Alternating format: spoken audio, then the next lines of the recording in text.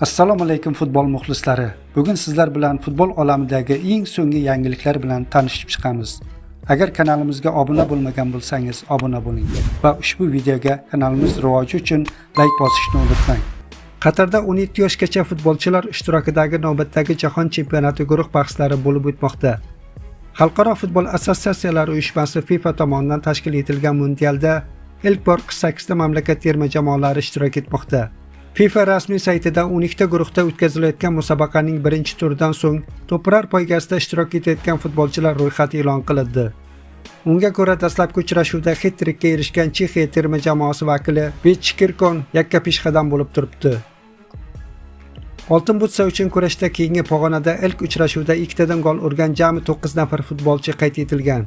Ularning orasida O'zbekiston o'smirlar 17 terma jamoasi vakili Azizbek Abdumo'minov ham bor.